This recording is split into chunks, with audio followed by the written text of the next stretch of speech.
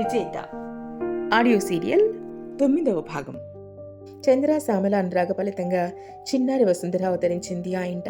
పసిపాప బోసి నవ్వులతో ఆటపాటలతో ఆ ఇల్లు నిండిపోయింది. మధ్య మధ్యలో విజయ జ్ఞాపకాలు అందరి మనసులో కలిచివేసిన ఆ పాప బోసి నవ్వులు అవన్నీ ఇట్టే మరిపిస్తున్నాయి. రోజులు గడిచిపోతూ ఉన్నా, సంవత్సరాలు తొలిపోతూ ఉన్నా మారనిది సత్యరాజు ఒక్కడే.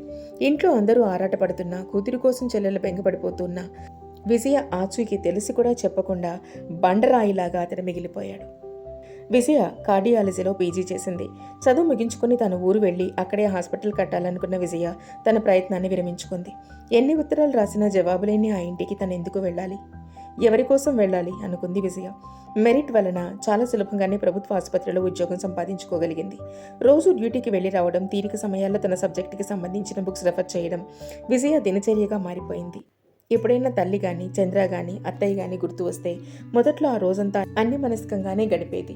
ఒక్కసారి వెళ్లి వాళ్ళందరినీ చూడాలని కోరిక తలెత్తినా బలవంతాన దాన్ని అదిమేసింది. ఎన్ని ఉత్తరాలు రాసినా జవాబు రాయని వాళ్ళని తానెందుకు కలవాలి అని సరిపెట్టుకో చూసేది. ఎవరి మాట ఎలా ఉన్నా చంద్ర అయినా తనని అర్థం చేసుకుంటారని ఎదురు చూసిన విజయ ఆశ నిరాశ కాగా గుండె రాయి చేసుకుని తనకెవరూ లేరనే స్థితికి వచ్చేసింది.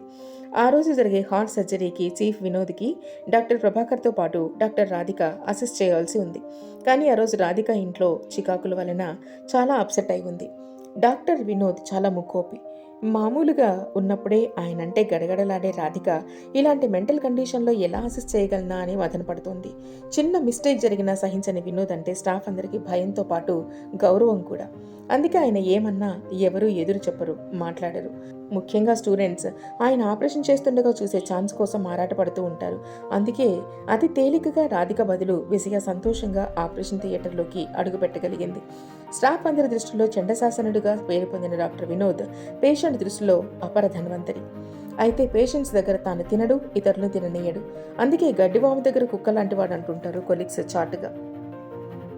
ఎవరేమనుకున్నా నిర్వికారంగా తన డ్యూటీ తాను చేసుకుపోయే వినోద్కి డాక్టర్ ప్రభాకర్, డాక్టర్ రాధికల తోడ్పాటు వలన ఆ హాస్పిటల్లో ఒక మంచి వాతావరణాన్ని సృష్టించగలిగాడు వినోద్. అక్కడికి వచ్చిన ఆ కొద్ది కాలంలోనే ఆ రోజు కేసు చాలా క్లిష్టమైంది.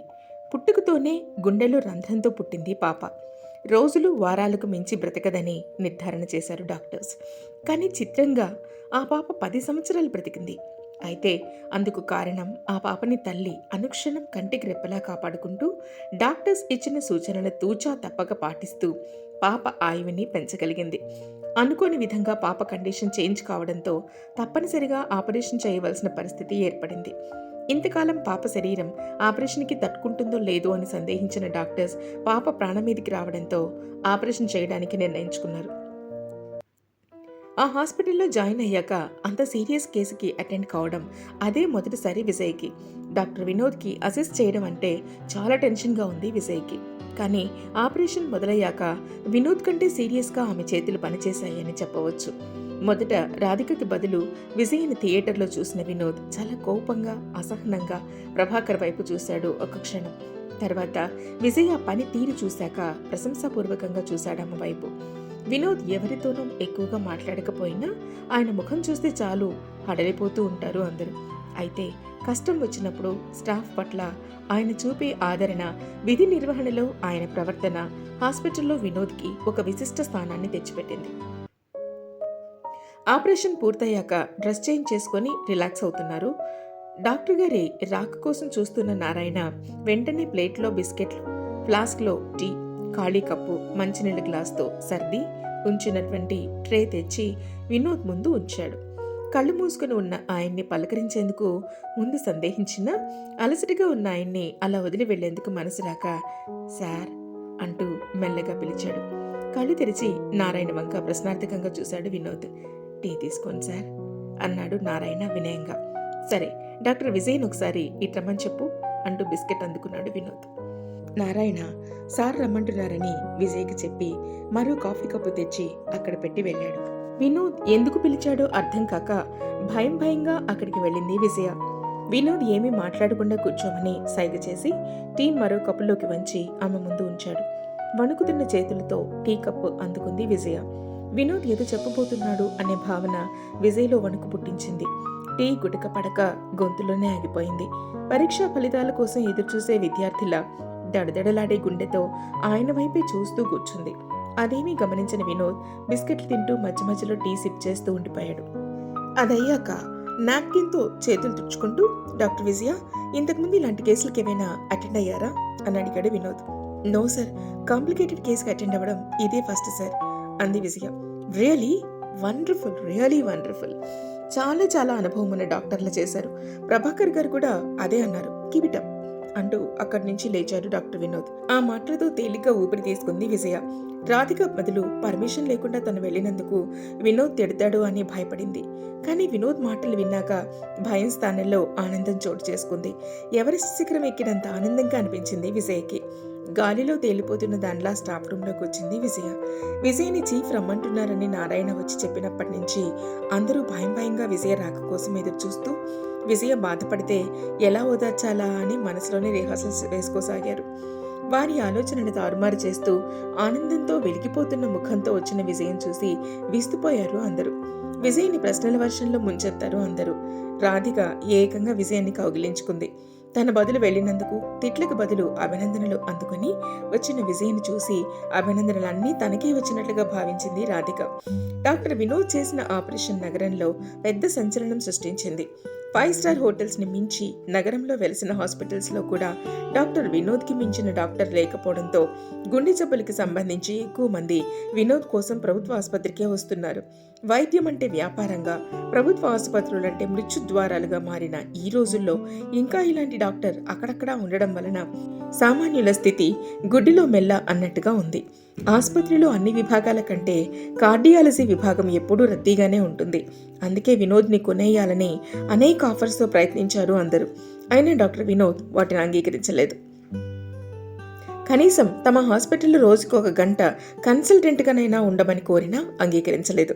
వృత్తికి తప్ప డబ్బుకి ప్రాధాన్యత ఇవ్వని వినోద్ని ఎవరూ ఒప్పించలేకపోయారు. వినోద్ నిర్ణయం విజయ్కి ఆనందాన్ని, ఆశ్చర్యాన్ని కలిగించింది. ఆ పాప తల్లిదండ్రులు వినోద్కి పాదాభివందనం చేశారు.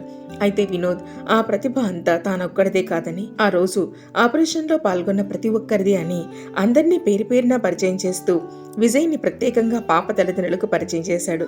విజయ సిగ్గుగా నవ్వేసింది. ఆ రోజు రౌండ్స్ ముగించుకొని వస్తూ ఉండగా వినోద్ వెంట వస్తున్న విజయ పేషెంట్ కండిషన్స్, ఇవ్వవలసిన మందులు వినోద్ చెప్తుంటే శ్రద్ధగా నోట్ చేసుకుంది. వినోద్ చెప్పడం పూర్తయ్యాక, సార్, నాది చిన్న సందేహం అంది సంశయంగా చూస్తూ. ఏమిటి అన్నట్టు చూశాడు వినోద్ విజయ్ వంక. ఇది పర్సనల్ విషయమే అయినా అడగకుండా ఉండలేకపోతున్నాను. మన హాస్పిటల్లో పనిచేసే అనేక మంది సర్జన్స్, డాక్టర్స్ వేరే వేరే చోట క్లినిక్స్ తెరిచారు. కొంతమంది పెద్ద పెద్ద నర్సింగ్ హోమ్స్లో కన్సల్టెంట్గా ఉంటున్నారు. అలాంటిది మీరు వచ్చిన ఆఫర్స్ని వదులుకుంటున్నారు ఎందుకని సార్ అని అడిగింది విజయ. ఆఫ్కోర్స్, ఎవరిష్టం వారిది. మనిషికి డబ్బు అవసరమే కానీ అదే జీవితం కాదు కదా. ఒకసారి మనిషి డబ్బు రుచి మరిగితే మనిషి రక్తం అలవాటైన పులిలా మారిపోతాడు. అప్పుడు ఎంత సంపాదించినా తృప్తి ఉండదు, డబ్బు దాహం తీరదు. అందుకే నాకు ఇలా ఉండడమే ఇష్టం అన్నాడు వినోద్. కానీ సార్, ఈ రోజుల్లో మనం ఎంత బాగా వైద్యం చేసినా ప్రైవేట్ డాక్టర్ల మీద ఉన్న గురి మన మీద ఉండడం లేదు. నాకు తెలిసిన డాక్టర్ ఒకరున్నారు. ఎప్పుడు నిద్రపోతారో ఆయన అర్థం కాదు నాకు. ఇటు హాస్పిటల్ డ్యూటీ, అటు మార్నింగ్ 8 to 10 ఒక నర్సింగ్ హోమ్లో, ఆ తర్వాత ఈవినింగ్ 5 to 11 అవుతుందో తెల్లవారిపోతుందో ఆయన క్లినిక్లో. ఆయన ఎంత చెప్తే అంత ఫీజు చెల్లించి వెళ్తారు ఆనందంగా. ఆయన చెప్పిన నర్సింగ్ హోమ్లో చేరి ట్రీట్మెంట్ తీసుకుంటారు. రక్తం పిండినట్టు అంత ఫీజులు వసూలు చేసినా ఆయన దగ్గరికి వెళుతూ ఉంటారు జనాలు అంది విజయ బాధగా. అది వాళ్ళ తప్పు కాదు, పేషెంట్ల అవసరం. తొందరగా నయం కావాలని ఆతృత వారిని ఆ పని చేయిస్తుంది. డాక్టర్గా మన వృత్తి ధర్మాన్ని పక్కన పెట్టి ఇక్కడికి వస్తే ఇంటికి రమ్మంటారు. అక్కడ డబ్బు తీసుకొని ఎక్కడికి రమ్మంటారు పరీక్షల కోసం? ఫ్రీగా గవర్నమెంట్ ఎక్విప్మెంట్ని వాడుకుంటారు. ఇదేమని డాక్టర్ని ప్రశ్నిస్తే ప్రాణానికి ఎసరు పెడతారనే భయం. అందుకనే డబ్బున్నా లేకున్నా తల తాకట్టు పెట్టి అయినా జలగల్లా పీడించే మనని తృప్తిపరిచి చివరికి ప్రాణాలు కాపాడుకుంటున్నారు. వైద్యం వ్యాపారంగా మారిపోయింది. Everything is business. That is our country. I hate this non sense. అందుకే నాకు చేతనైనంత వరకు కొందరికైనా ఇలా ఉపయోగపడగలుగుతున్నాను.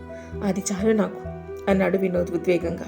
డాక్టర్ వినోద్ మాటలు వింటూ ఆయన్నే ఆరాధనగా చూస్తూ ఉండిపోయింది విజయ. అంతవరకు ఏదో లోకంలో ఉండి మాట్లాడుతున్నట్టున్న వినోద్ చటుక్కున్న విజయ్ వైపు చూసి మొహమాటంగా నవ్వేశాడు. ఇతరులతో పర్సనల్ విషయాల గురించి అంతసేపు ఎప్పుడూ మాట్లాడని వినోద్ అనుకోకుండా తన మనోభావాలని ఆ రోజు మరొకరి ముందు వెల్లడించటంతో చిత్రమైన అనుభూతిని పొందాడతను.